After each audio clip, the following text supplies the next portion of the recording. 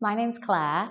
I am 45 now, but 10 years ago I was diagnosed with triple negative breast cancer, and I have had my treatment here at the Clatterbridge Cancer Centre. Okay, so I was 35 and found a lump. My husband, who was my boyfriend at the time, was very encouraging and said, go and see the doctor. They did all the tests. I had my mammogram, had the biopsy, and then on results day, it was quite a shock to find out I did have cancer, and it was triple negative cancer. So I had a right side mastectomy a week later, followed by fertility preservation.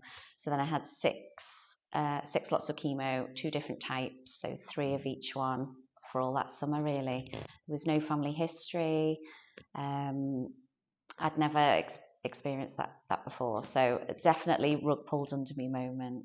I definitely felt quite in the minority though. I did find, sitting in the waiting room and you're definitely the youngest there by a long way. That was quite hard.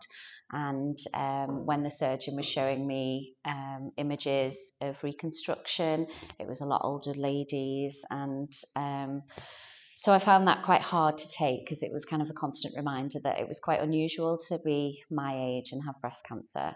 The reason I wanted to do this chat with you today was to kind of send that positive vibe, because I think when you're in it, and the day-to-day appointments and blood tests and waiting around and everything, it does take its toll. I think time is a great healer, and it does you realize that there's more to life than cancer, and you don't want to spend every day thinking about it.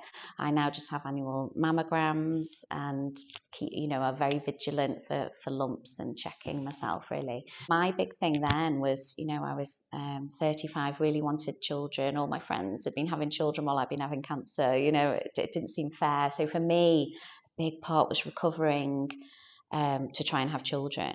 It took a while, but my periods did come back.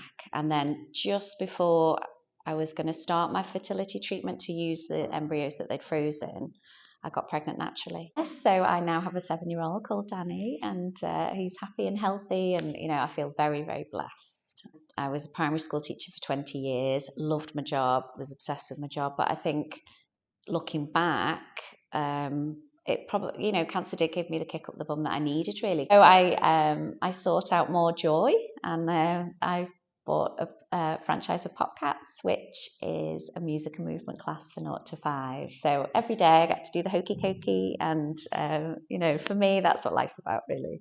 That's what it's all about. That's what it's all about. As part of Breast Cancer Awareness Month, I think it's really important to be vigilant and to be checking yourself. And I definitely think that Breast Cancer Awareness Month does that job of reminding young women and young people to be checking yourself, and to be shouting out and listening to your gut instinct.